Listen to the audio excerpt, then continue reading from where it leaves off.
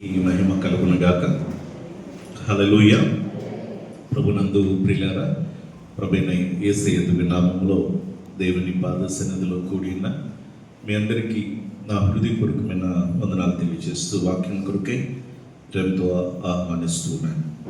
ఈరోజు వాక్యాంశము ధరించుకొనుడి అనే మాటలు మనం కొద్ది నిమిషాలు బైబిల్లో ఉన్నటువంటి విషయాలు జ్ఞాపకం చేసుకుందాం.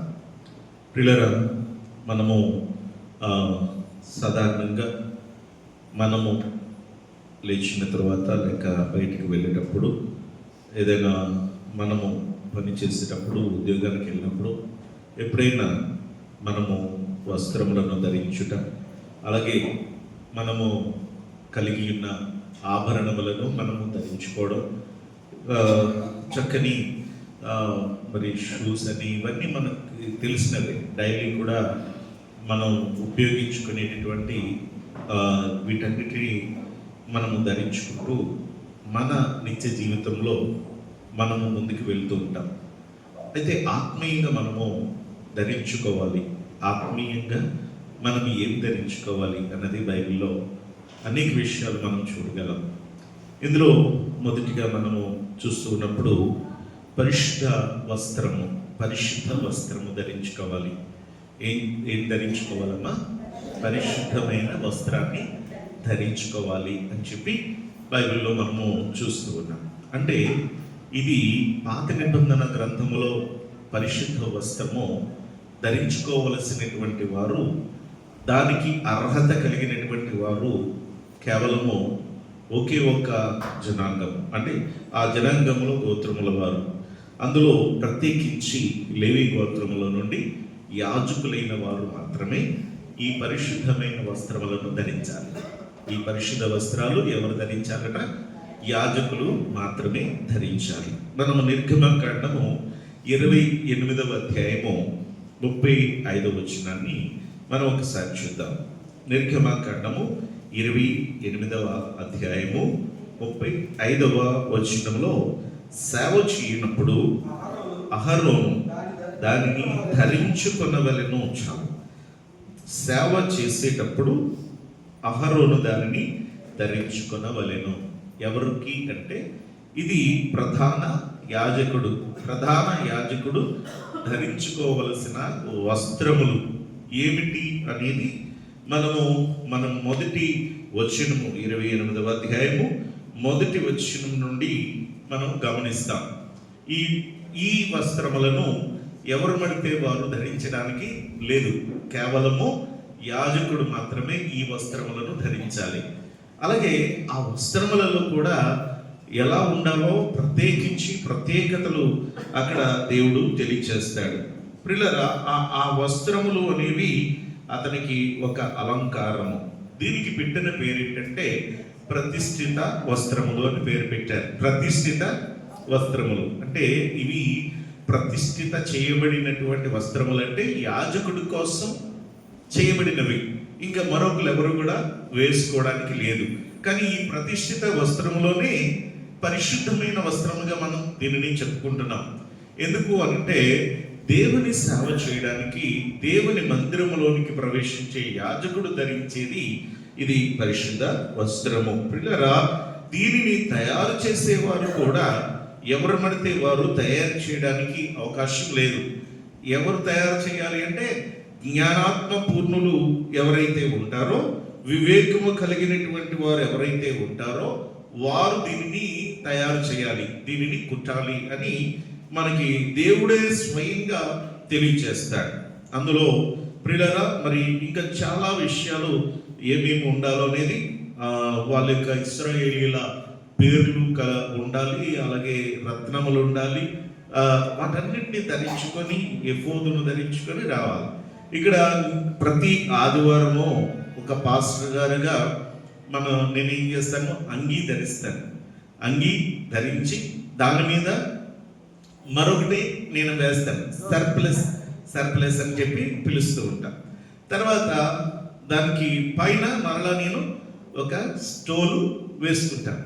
అంటే పాస్టర్ గారిలోనే చాలా మంది ఇది ఇప్పుడు ఎలా ఏది ధరించాలి అన్నటువంటిది ఒక డాక్టర్ని బట్టి మేము చేస్తాం. ఏమండి, ఏదైనా ఇప్పుడు ప్రభురాత్రి భోజన ఆరాధన ఉందనుకోండి, రెడ్ స్టోల్ వేసుకుంటాం. అలాగే ఎవరైనా చనిపోయినప్పుడు కానీ ఏదైనా ఉన్నప్పుడు బ్లాక్ స్టోలు వేసుకుంటూ ఉంటాం. పునరుద్ధానము రోజున ప్రియులరా వైట్ స్టోలు వేసుకుంటూ ఉంటాం. గ్రీన్ అనేది ఎప్పుడు కూడా అది ప్రతిసారి కూడా ధరిస్తూ ఉంటాం. ఈ పర్పిల్ అనేటటువంటిది ఎలాగా బిషప్ లాంటి వాళ్ళకి ఇంకా వాళ్ళు డిఫరెంట్గా ధరిస్తారు. అయితే ఇది ఖచ్చితంగా ఉండాలనేది ఏమీ లేదు. కానీ ప్రియులారా, ఒక మన పెద్దలు మరి మా పాత నిబంధన గ్రంథాన్ని బట్టి నిర్ణయించి ఈ వస్త్రములను ఇలాగన సిద్ధపరిచారు. కాబట్టి ఇది మనకి ఆధ్యాత్మికంగా మనం తీసుకోవాలి. ప్రియులారా, నాకు ఎక్కువగా మీకు ఒక విషయం ఏంటంటే, బాప్టిస్ట్ యొక్క డాక్ట్రిన్ ప్రకారంగా, బాప్టిస్ట్ యొక్క పద్ధతి ప్రకారంగా ఏంటో తెలుసా? షూటే ధరించాలి. అది ఎందుకంటే మన కెనడియన్ బాప్టిస్ట్ యొక్క పద్ధతి ఏంటంటే అంగీ ఉండేది కాదు, మనకి ఏంటంటే షూట్ ఉంటుంది. అఫీషియల్గా షూట్ ధరించాలి. అయితే ఇప్పుడు అంగీ అనేది ఎక్కువగా బయటికి మన బాప్టిస్టులో కూడా ఎక్కువగా ధరించడానికి కారణము అది చాలా విలువైనది. నేను ఎప్పుడు కూడా షూట్ కంటే ముఖ్యంగా అంగీకే ప్రిఫరెన్స్ ఇస్తాను నేను. ఎందుకనంటే దానికి ఉన్నటువంటి ఆ డిగ్నిటీ వేరు, దానికి ఉన్నటువంటి గౌరవం వేరు, దానికి ఉన్నటువంటి ఆ యొక్క ఆత్మీయత వేరు. ఎదుటివారికి కనిపించేటప్పుడు పిల్లరా అక్కడ మనలో ఒక దైవత్వము, ఆత్మీయత మనలోకి కనిపించడానికి కనిపిస్తాయి. సరే, ఈ విషయంలో మనం గమనిస్తే ఇది యాజకుడైనటువంటి వాడు ఆలయంలో ప్రవేశించినప్పుడు ఇది ధరించుకొని లోనికి ప్రవేశించాలి. అది దేనికి అనంటే అది తన పరిశుద్ధమైన సన్నిధిలో, దేవుని పరిశుద్ధ సన్నిధిలో ప్రియులారా అతడు సేవ చేయడానికి. కాబట్టి దీనిని బట్టి మనం గుర్తించాలి, పరిశుద్ధమైన జీవితము అది వస్త్రము లాంటిది. దేవుడు మనకి ఇచ్చిన వస్త్రం ఏంటి అంటే పరిశుద్ధమైన జీవితం. కాబట్టి దేవుని సన్నిధిలోనికి వస్తూ ఉన్న మనము, దేవుని సన్నిధిలో జీవిస్తున్న మనము కూడా ఏమి ధరించుకుని రావాలి చెప్పాలి? ఏమి ధరించి మనం రావాలని అంటే పరిశుద్ధ వస్త్రాన్ని మనం ధరించుకొని రావాలి. అంటే పరిశుద్ధతను కలిగిన వారమై మనం జీవించాలి. ఇది దేవుడు మన నుండి కోరుకుంటూ ఉన్నాడు. అందుకని హృదయ శుద్ధి గలవారు దాని అంటే అర్థం ఏంటి? మనము పరిశుభ్రమైన జీవితం, పరిశుద్ధమైన జీవితాన్ని కలిగిన వారముగా ఉండాలి. ఎందుకంటే ఆయన రక్తము చిందించి మన కొరకు శ్రమపడి ఆయన అనేక గాయాలు పొందుకొని మరణించి తన రక్తం చిందించింది కారణం మనలను పవిత్రులుగా చేయడానికి. కాబట్టి పరిశుద్ధులుగా ఉండుటయే దేవుని యొక్క చిత్తము అని మనం చెప్పుకున్నాం. అయితే ప్రియులారా, ఇక్కడ ఈ పరిశుద్ధత అనే వస్త్రాన్ని ధరించుకోవాలి. రెండవదిగా మనము గమనిస్తున్నప్పుడు కొలస్సీ పత్రిక 3వ అధ్యాయము 14వ వచనం చదువుదాం. కొలస్సీ పత్రిక 3వ అధ్యాయము 14వ వచనాన్ని చదువుదాం. వీటన్నిటిపైన పరిపూర్ణతకు అనుబంధమైన ప్రేమను ధరించుకొనుడి. వీటన్నిటికీ పరిపూర్ణమై ఉన్నటువంటిది ఏమిటట? పరిపూర్ణమై ఉన్నటువంటిది ఏంటండి? ప్రేమ. ఏమి ధరించుకోవాలి అంటే ప్రేమను ధరించుకోవాలి. మనం ఎలాంటి వస్త్రములు ధరించామనేది ముఖ్యం కాదు, మనము ఎలాంటి నగలు ధరించుకున్నాము అనేది ముఖ్యం కాదు. దేవుడు కోరేది బాహ్య సంబంధమైనటువంటివి ధరించినవి దేవుడు చూడడు, కానీ మన అంతరంగము ఏ విధంగా ఉంది అనేది పరిశీలిస్తున్నాడు. పరిశుద్ధతను ధరించుకున్నామా లేదా? అలాగే ప్రేమను ధరించుకోవాలి. అంటే ప్రేమ కలిగి మనము జీవించాలి. ఆత్మ ఫలాలలో ప్రేమ అనేది మొదటి స్థానంలో ఉంది. ఏమండి? అలాగే మనము ప్రేమను గురించి 13వ అధ్యాయము కొరింథీయులకు రాసిన మొదటి పత్రికలు అంతా కూడా చెప్పుకొచ్చాడు. కాగా విశ్వాసము, నిరీక్షణ, ప్రేమ, ఈ మూడు నిలుస్తాయి. ఆఖరికి ఏది శ్రేష్టమైనది అన్నాడు? ప్రేమ చాలా విలువైంది, ప్రేమ చాలా గొప్పది. ఈ ప్రేమ దేవుడు మొదట మన ఎడలో చూపించాడు. ఏ అర్హత లేని మనలను ప్రేమించి మన పాపములను క్షమించాడు. మన దోషములను క్షమించిన ప్రేమ, మన కొరకు ప్రాణం పెట్టిన ప్రేమ. ప్రియులారా, ఏ అర్హత లేని మనల్ని ప్రేమించినటువంటి గొప్ప ప్రేమ యేసుక్రీస్తు ప్రభువారి ప్రేమ. అందుకే మనము కూడా అటువంటి ప్రేమను ధరించుకోవాలంటాడు. అటువంటి ప్రేమను కలిగి జీవించాలి.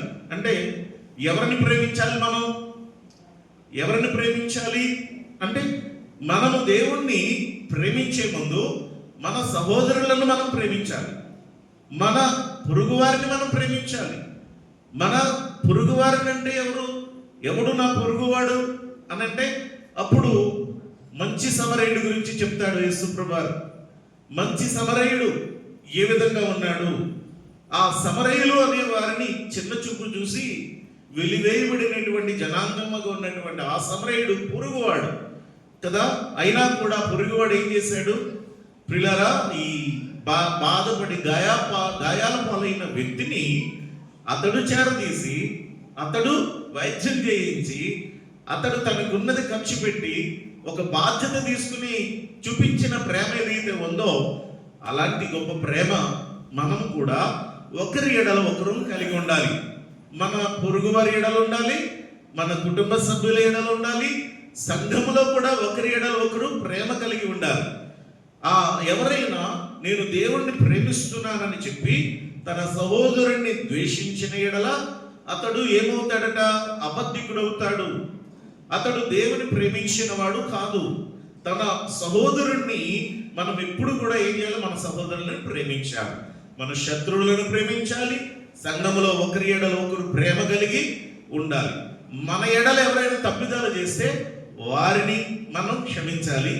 ఒకవేళ మనం ఎవరి ఎడలైనా తప్పు చేస్తే అది జ్ఞాపకం చేసుకొని వారి ఎద్దుకు వెళ్ళి క్షమాపణ అడగాలి. ప్రేమ అనే దాంట్లో, ప్రేమలో క్షమాపణ ఉంటుంది. ప్రేమలో ప్రియులారా త్యాగం అనేది ఉంటుంది. ప్రేమలో క్షమాపణ ఉంటుంది, ప్రేమలో త్యాగం ఉంటుంది. అది మనం ఎరిగిన వారముగా ఉండాలి.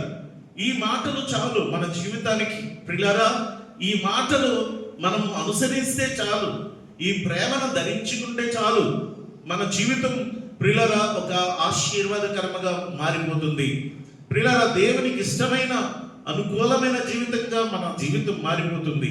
కాబట్టి ధరించుకోవాలి. ఏంటి అంటే, దేవుని యొక్క ప్రేమను మనము ధరించుకుని ఉండాలి. ఆ ప్రేమే త్యాగపూరితమైన ప్రేమ. అవసరమైతే నీ సహోదరుని కొరకు నువ్వు ప్రాణం పెట్టే అంతగా నువ్వు జీవించాలి. అటువంటి ప్రేమను ధరించాలి.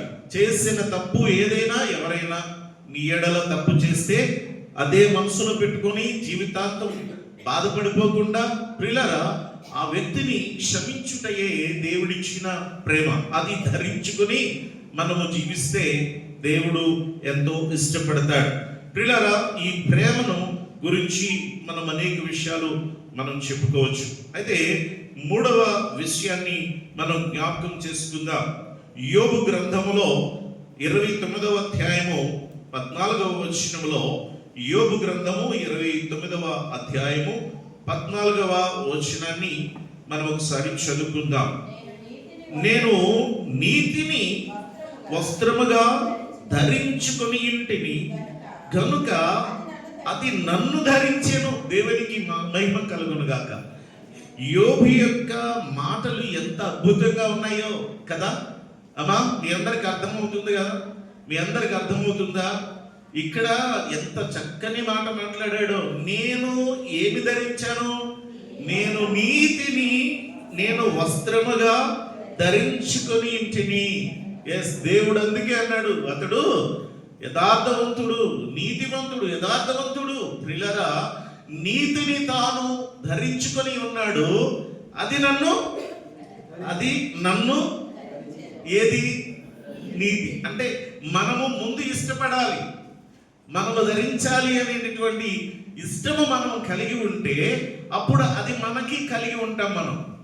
మనలో ముందు ఆశ ఉండాలి. మనలో ఇలా నేను ఉండాలి, నీతిగా బ్రతకాలి, నేను యథార్థంగా బ్రతకాలి, నేను నిజాయితీగా ఉండాలి అనేటటువంటి కోరిక మనలో పుడితే ప్రియులారా, అప్పుడు ఆటోమేటిక్గా అది అనుసరించుటకు, దానిని మనము కలిగి ఉండుటకు భాగ్యము కలుగుతుంది.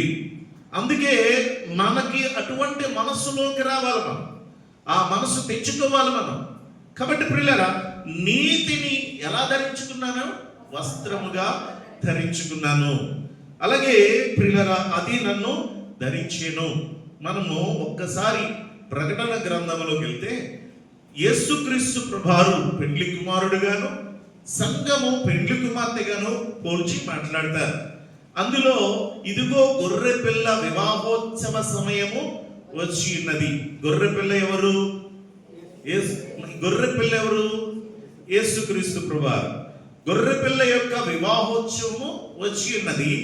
ఆయన భార్య అనగా సంఘము తనను తాను సిద్ధపరుచుకున్నది. 19వ అధ్యాయము ప్రియులారా, ప్రకటన గ్రంథములో 19వ అధ్యాయానికి వెళ్దాం. ప్రతి ఒక్కరు కూడా ఈ వాక్యాల్ని నోట్ చేసుకోండి. మీరు గుర్తుపెట్టుకొని ఈ వాక్యాన్ని కలిగి ఉండాలని కోరుతూ ఉన్నాను. ఈ పెండ్లి కుమారుడట, ఈ పెండ్లి కుమార్తె కోసమట ఏమండి సిద్ధపడడానికి ఏమిచ్చాడు చూడండి. ఒక్కసారి మనందరం గ్రహిస్తాం. మనకి పెళ్లి అయినప్పుడు ప్రధానానికి ఏమిస్తారండి? అన్నీ ఇస్తారు కదా. అంటే ఆడపిల్లకి ఏమి ధరిస్తుందో ఆ ప్రతీది కూడా తనకి ఇస్తారు. గాజులతో సహా మన వాళ్ళు ఇచ్చేస్తారు. అన్నిటికంటే ముందు ఇవ్వాల్సినది ఏంటి? వస్త్రములను ఇవ్వాలి. ఏమండి, మిగిలిన వాటన్నిటికీ ఒకటి ఉందా ఒకటి లేకపోయినా కానీ ముందు ఇవ్వాల్సినటువంటిది ఏది అంటే వస్త్రములను. అలాగనే ఆమెకి ఇవ్వవలసినది అది ధరించుకున్నకు బంగారము, ఆ యొక్క ఆభరణములను ఇవ్వాలి. ఇది మనకి ఎక్కడి నుంచి ప్రారంభమైంది అంటే మనకి అబ్రహాము కుమారుడైన ఇస్సాకు కోసము పంపించాడు ఎలియాజర్ని. ఎలియాజరు వెళ్ళినప్పుడు ఈ రిబకాని కనుగొని వెంటనే తాను బంగారమును తనకి ధరింపజేసేసాడు. ఇంటికి వెళ్ళిన తర్వాత ఏం చేశాడు? వస్త్రములను ఇచ్చాడు వాళ్ళకి కదా. అంటే ఒక భార్యగా కన్ఫర్మ్ చేసుకోవడానికి, తనను సిద్ధం చేయడానికి వస్త్రములను ఇవ్వడం మన సాంప్రదాయమే కాదు, అందరి యొక్క సాంప్రదాయం. అయితే ప్రియులారా, ఈ వస్త్రములను ఇచ్చినప్పుడు వాటిని ధరింపచేసి తీసుకుని రావాలి పెళ్లి కూతుర్ని. ఇది పెళ్లి వస్త్రం, ఇది ప్రధాన వస్త్రం అని ప్రియులారా వాటిని ఇచ్చి వెళ్తారు. కాబట్టి ప్రియులారా, ఆ పెళ్లి వస్త్రమును ఇచ్చిన తర్వాత ఆ పెళ్లి కూతుర్ని ఆ పెళ్లి వస్త్రములను ధరింపజేసి తీసుకుని రావాలి, ఆభరణములను ధరింపజేసి తీసుకుని రావాలి. మన ప్రియుడైన యేసయ్య కూడా సంఘం అనే మనలను ప్రేమించి మనకి కూడా వస్త్రాలు ఇచ్చాడట. అలా అవి ఎలాంటి వస్త్రాలు చెప్తాడు చూడండి. 8వ వచనం. మరియు ఆమె ధరించుకున్నడకు అనగా సంఘము ధరించుకున్నడకు ఎలాంటి వస్త్రాలండి? ప్రకాశములను నిర్మలమునైన సన్నపు నారబట్టలు ఆమెకు ఇయ్యబడెను. అవి పరిశుద్ధుల యొక్క నీతి క్రియలు. ఏంటండి ఈ వస్త్రాలు? విశ్వాసికి దేవుడిచ్చిన వస్త్రం ఏంటి అంటే ఈ శరీర సంబంధమైన, బాహ్య సంబంధమైన మనుషులు తయారు చేసిన వస్త్రాలు కాదు. దేవుడు తన యొక్క పరిశుద్ధులైనటువంటి భక్తులు ఎవరైతే ఉన్నారో వారు జీవించిన పరిశుద్ధమైన జీవితం ఏదైతే ఉందో, వారు జీవించిన జీవితము వస్త్రాలతో పోల్చి మాట్లాడుతున్నాడు. ఎలాంటి జీవితం జీవించారట అంటే వాళ్ళు ఎలాంటి జీవితం జీవించారు? నీతి కలిగి జీవించారు. ఆ పరిశుద్ధులు దేవుని బిడ్డలు నీతి కలిగి బ్రతికారు. కాబట్టే ఆ నీతి క్రియలు దేవుడు మనకి కూడా ఇచ్చాడు.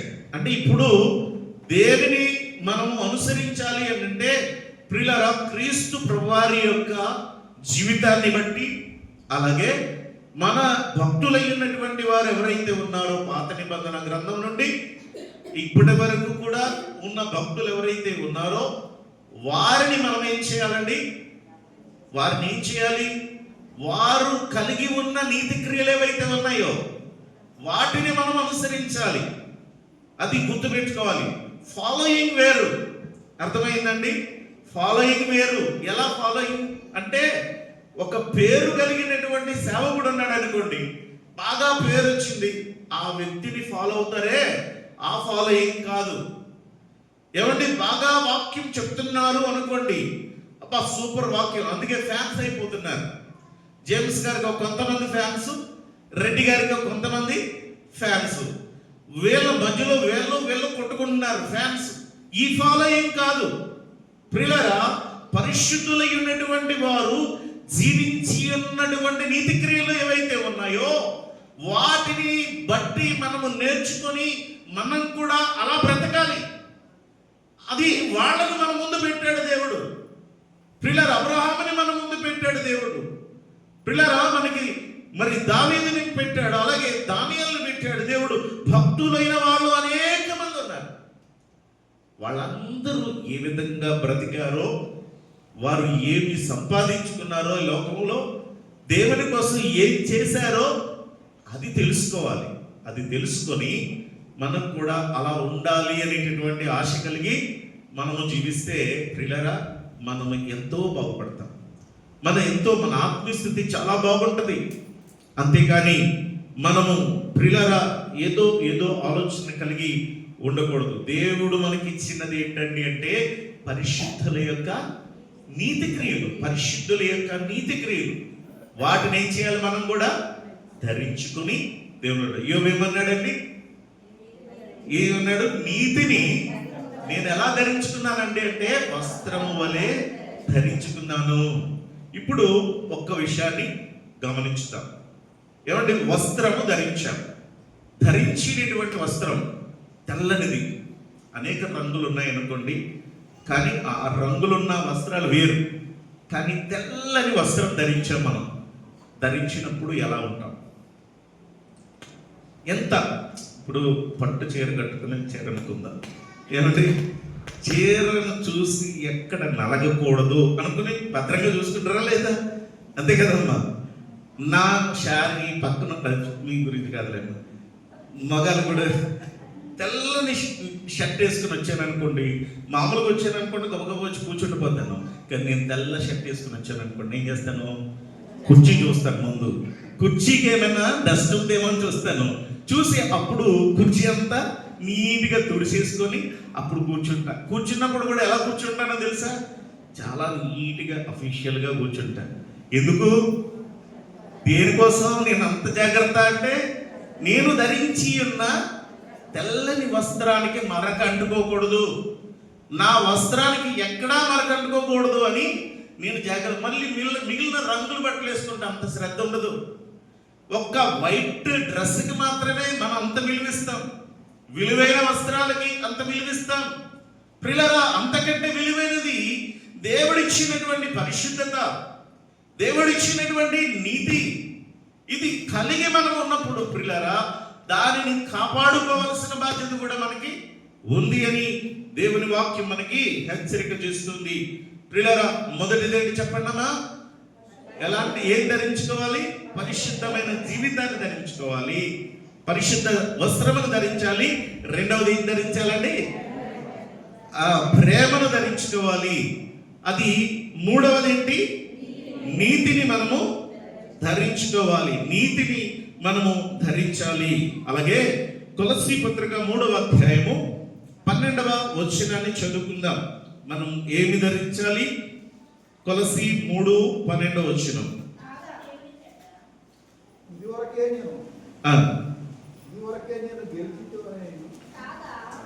ఒక్క నిమిషం అండి. 3వ అధ్యాయము దేవుని చేత ఏర్పరచబడిన వారును పరిశుద్ధులను ప్రియులైన వారికి తగినట్టు. చూడండి, ఇక్కడ ఒక మాట జ్ఞాపకం చేస్తున్నాడు. ఎవరికి తగినట్టు జీవించాలి? ఎవరికి తగినట్టు అంటే, ఇందాక వస్త్రాలు ఎవరి వస్త్రాలు ఇచ్చాడు మనకి? పరిశుద్ధుల యొక్క నీతి వస్త్రాలు ఇచ్చాడు. ఇప్పుడు ఏమంటాడంటే, దేవుని చేత ఏర్పరచబడిన వారును పరిశుద్ధులను ప్రియులైన వారికి. తగినట్టు అంటే అర్థం ఏంటంటే, మన ముందున్నటువంటి వారు ఎవరైతే ఉన్నారో ఆ ఏర్పరచబడిన వారు పరిశుద్ధులు, ఆ భక్తులు, వారు పరిశుద్ధమైన జీవితం కలిగి జీవించారు, దేవునికి ప్రియులుగా జీవించారు. కాబట్టి వారికి తగ్గట్టుగా ఉండాలంట, వారికి తగ్గట్టుగా ఉండాలి. అంతేనండి? మనము తండ్రికి తగ్గట్టు పిల్లలు ఉండాలి, అంతే కదండి? పిల్లలకు తగ్గట్టుగా తండ్రి ఉంటాడా? తల్లిదండ్రులు ఎలా ఉన్నారో పిల్లలు కూడా అలాగే ఉంటారట.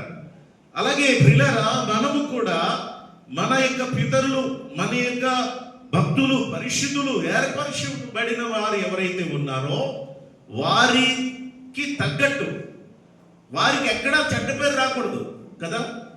తల్లిదండ్రులకి చెడ్డ పేరు వచ్చేలాగా మనం ప్రవర్తించామనుకోండి, తిడతారు కదా నలుగురును. అరే మీ నాన్న చూడరా ఎంత మంచివాడు, నువ్వేంట్రా ఎలా దరిద్రులా తయారయ్యావు అని తిడతారు కదండి.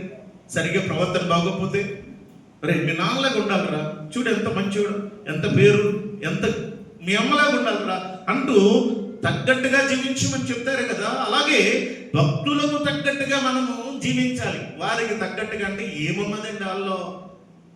ఏముందండి? పరిశుద్ధుల్లో ఏముందండి? ఇందాక చెప్పుకున్నాం కదా, పరిశుద్ధుల యొక్క నీతి క్రియలు, అవి వస్త్రాలు ధరించుకోండి అన్నాడు. ఇప్పుడు పరిశుద్ధులకు తగ్గట్టుగా మనం ఉండాలంటే వాళ్ళలో ఏముందని పరిశుద్ధతగా తగ్గట్టు ఉండాలి? వాళ్ళలో ఉన్నది ఏంటో చెప్తాడు చూడండి. ప్రియులారా, వారిలో ఉన్నది జాలి కలిగిన మనస్సు. ఎలాంటి మనసమ్మా? కఠినత్వం లేదు. రాత్రి చూసాం 4 ప్లేసెస్ కోసం చూసుకున్నాం. ప్రియులారా, కఠినమైనటువంటి నేల కాదు అది, మంచి నేలను పడిన విత్తనం లాగా ఉండాలి. కఠినత్వం ఉండకూడదు. జాలి కలిగినటువంటి హృదయం ఎవరిలో ఉంటుందో వారు మంచి నేలను కలిగిన వారై ఉన్నట్టు లెక్క.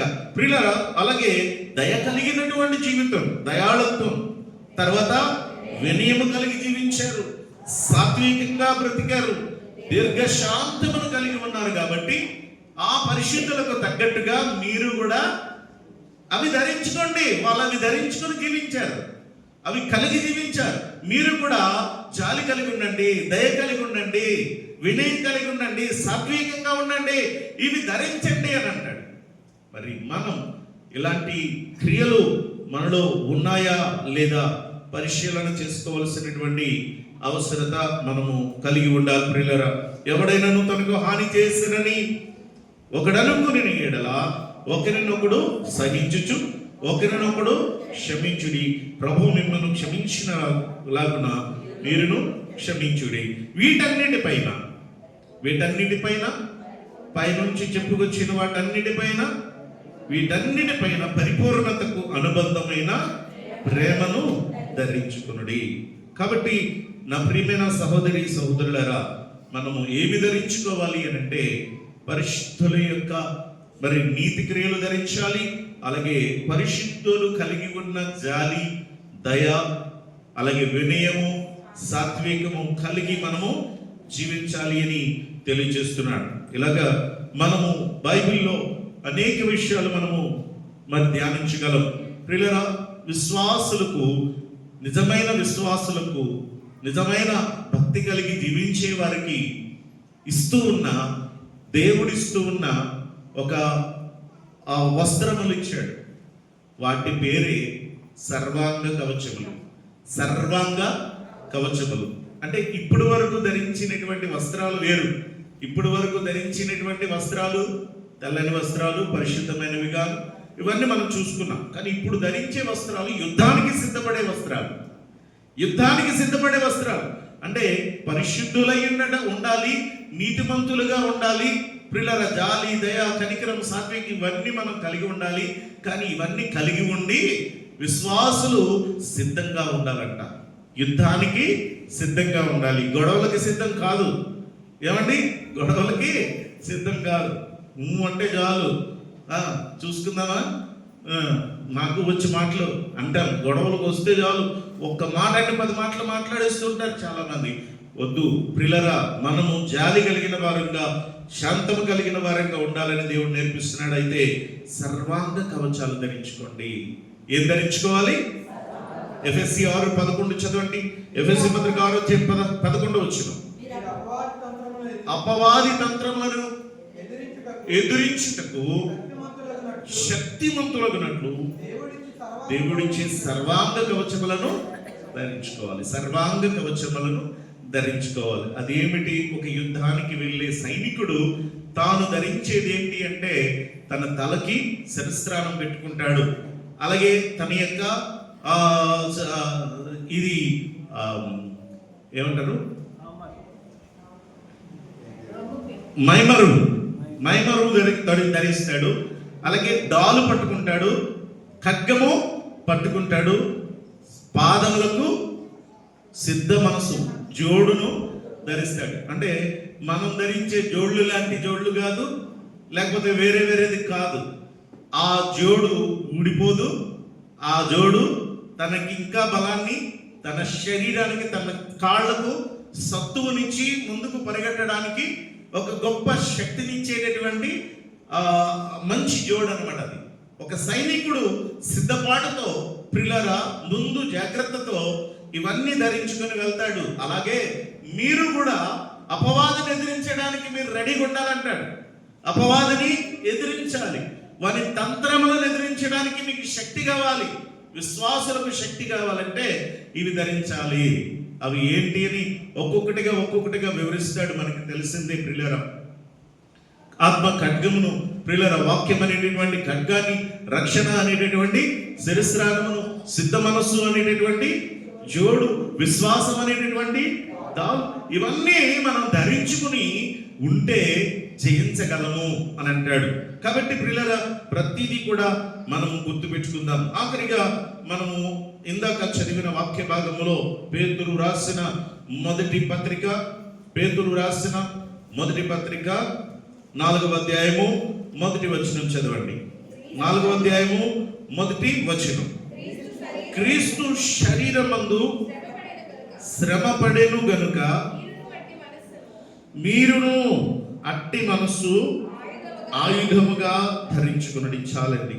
ఎట్టి మనస్సును ధరించుకోవాలి ఆయుధముగా అంటే క్రీస్తు ధరించిన ఆయన క్రీస్తు మనస్సును ఆయుధంగా ధరించుకోవాలి. ఎవరు మనస్సు కలిగి ఉండాలన్నప్పుడు మనం చెప్పండి, క్రీస్తు మనస్సు, క్రీస్తు యేసునకు కలిగినటువంటి మనస్సు మనము కూడా ఎలా ధరించాలి అంటే అది ఒక ఆయుధములాగా. అంటే ఇది ఎలాంటిది? యేసయ్య మనసు అంటే ఒక ఆయుధము లాంటిది. యేసయ్య మనసు ఒక ఆయుధము లాంటి మనసుది.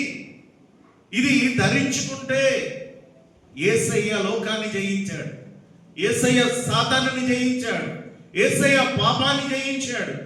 ప్రియులారా ఎన్నో శోధనలు ప్రారంభము నుండి ఆయన మరణం వరకు సాతానుడు ఎంతగానో శోధించాడు, అయినా జయించాడు యేసుప్రభువారు. ఎందువలన? దేనిని బట్టి? ఆయనలో ఉన్న ప్రేమను బట్టి, ఆయనలో ఉన్న ఆత్మ శక్తిని బట్టి. అందుకనే ప్రియులారా ఇక్కడ పేతురు ఏం జ్ఞాపకం చేస్తున్నాడంటే ఆయన కలిగి ఉన్నటువంటి మనసు మీరు కూడా కలిగి ఉండండి. ఈ ప్రపంచము ఆ మనస్సును కలిగి ఫాలో అవుతున్నారు చాలా మంది. ఎంతో మంది దొంగలు మారిపోయారు, హంతకులు మారిపోయారు, వ్యభిచారులు మారిపోయారు. ప్రియులారా ఎంతో మంది నక్సలైట్లు మారిపోయారు. ప్రియులారా అనేక మంది రౌడీలు, దొంగలు, అతి భయంకరమైనటువంటి క్రూరులు, విగ్రహారాధనలు చేసినటువంటి వారు, ఇతరులను చంపిన భయంకరమైన వ్యక్తులు కూడా మారిపోయారు. దేని ప్రకారముగా అంటే యేసుక్రీస్తు మనస్సును ఎరిగి అంత మంచివాడు, గొప్ప తండ్రిని మేము వదులుకున్నాము అని ఇప్పుడు ఆయన నమ్ముకున్నారు. మనకు తెలుసు కదండి, స్టూవర్ట్పురం గురించి తెలియని వాళ్ళు ఎవరైనా ఉన్నారా? స్టూవర్ట్పురం పోలీస్ స్టేషన్, స్టూవర్ట్పురం దొంగలు అని 2 సినిమాలు తీశారు. దాని ఒక్కదాని కోసం, ఒక్క ఊరు కోసం. నేను వెళ్ళాను, చూశాను. అతి భయంకరమైన ఇండియాలోనే గజగజలాడించినటువంటి గజ దొంగలు ఉన్నారు అక్కడ స్టూవర్ట్పురం. ఏమండి, అలాంటి స్టూవర్ట్పురం ఇప్పుడు ఏ పురం అయిపోయిందో తెలుసా? సువార్తపురం అయిపోయింది. నేను వెళ్ళాను అక్కడికి ప్రియులారా. ఎందుకంటే చెప్తున్నాను, ఒకప్పుడు ఆంధ్రప్రదేశ్, ఇండియా భయపడేది. ఇప్పుడు ఆ ఊరిలో జరుగుతున్న సువార్త ప్రతి ఒక్కడు కూడా మారిపోయాడు. ఎందుకు అంటే క్రీస్తు మనస్సును అర్థం చేసుకున్నారు. ఎస్, మేము కూడా క్రీస్తు వలె ఉండాలని వారు కూడా మారిపోయారు. మనం ఎలా ఉన్నాం పరిశీలన చేసుకుందాం. ప్రియులారా మనం ఏమి ధరించుకోవాలి చెప్పండి? పరిశుద్ధతను ధరించుకోవాలి. ఇంకా ఏం ధరించాలి? ప్రేమను ధరించాలి. ఇంకా ఏం ధరించాలి? నీతిని ధరించాలి. ఇంకా ఇంకా ఇంకేం ధరించాలి మనం? సర్వాంగ కవచములను ధరించాలి. అలాగని క్రీస్తు యేసుకు కలిగిన మనస్సును మనము ధరించుకోవాలి. అలాగే జాలి, దయ, కనికరము, సాత్వికము, ప్రిలర, వినయము అన్నీ కూడా మనము ధరించుకొని క్రీస్తు వలె జీవిస్తే, ఆయన పరిశుద్ధుల వలె మనం నడుచుకుంటే దేవుని యొక్క నిత్య రాజ్యాన్ని మనం స్వతంత్రించుకుంటాం. దేవుని పిల్లలుగా మనం పిలువబడతాం. అట్టి రీతిగా మరి ఆయన ఇచ్చిన వాక్యాన్ని మనం అంగీకరించి ముందుకు సాగుదాం. తలలు వచ్చి కళ్ళు మూసుకునండి, ప్రార్థన చేసుకుందాం. పాస్టర్ గారు ప్రార్థన చేస్తారు, ఏకీభవించుదాం. ప్రేమగల మా తండ్రి, కృపగల దేవ, పరిశుద్ధుడా, నీ ఘనమైన నామానికి వందనాలు, స్తుతులు, స్తోత్రములు తండ్రి. ఇదని మన తీయ ప్రభ మా యొక్క పని పట్ల తోడండి, క్షమించి తండ్రి ప్రభ. ఇలాగున ఈ సాయంకాల సమయంలో నీ సన్నిధానములో తండ్రి యొక్క శిలువ శ్రమల ధ్యాన కూటములో చేరి నిన్ను స్తుతించడానికి, గణపరచడానికి ఇచ్చిన భాగ్యాన్ని బట్టి నీకు స్తోత్రాలు. నీ సన్నిధిని ప్రేమించి వచ్చిన ప్రతి బిడ్డను జ్ఞాపకం చేసుకునండి. నేను బిడ్డలందరినీ ప్రభా నీ కృపలో బలపరచమని వేడుకొంచున్నాను. దినదినము తండ్రి నీ దాసును నిలబెట్టుకొని మీరు మాట్లాడుతున్నటువంటి మాటను బట్టి నీకు స్తోత్రాలు. అయినా మేము ఈ లోకంలో ఎలాగో జీవించాలో తండ్రి మాకు నాయన హెచ్చరిక చేస్తూ, ఆయన మాకు నాయన తండ్రి బోధిస్తూ ఉన్నారు తండ్రి. వినిన మాటలు మా హృదయాల్లో భద్రం చేసుకొని అనుసరించి జీవించడానికి నీ కృప దయచేయండి. ఈ దినాన ప్రభా నాయన మేము ఏమి ధరించుకోవాలో, ఎలాగో నాయన నీ కొరకు నాయన ప్రభా నాయన సిద్ధపడి ఉండాలో నాయన తండ్రి మీరు హెచ్చరిక చేస్తున్నారు. అందరిని బట్టి నీకు స్తోత్రాలు. క్రీస్తు యేసుకు క్రీస్తు కలిగినటువంటి మనసు మీరును కలిగి ఉన్న ప్రభా ధరించుకోవడానికి హెచ్చరిక చేస్తున్నారు తండ్రి. అందరిని బట్టి నీకు స్తోత్రాలు ప్రభా. నాయన మేము కూడా నాయన తండ్రి నీవు కలిగినటువంటి మనస్సును మేము కూడా ధరించుకున్న వారమై ఈ లోకంలో మమ్మల్ని మేము సిద్ధం చేసుకోవడానికి, నాయన నిన్ను ఎదుర్కొంటకు నాయన తండ్రి మేము కావలసినటువంటి నాయన సిద్ధపాటు కలిగి ఉండడానికి నీ సహాయం దయచేయమని వేడుకొంచున్నాను. వినిన మాటలు మా అందరి హృదయాల్లో ఫలింపచేయమని యేసు నామమున వేడుకొంచున్నాం తండ్రి. ఆమేన్.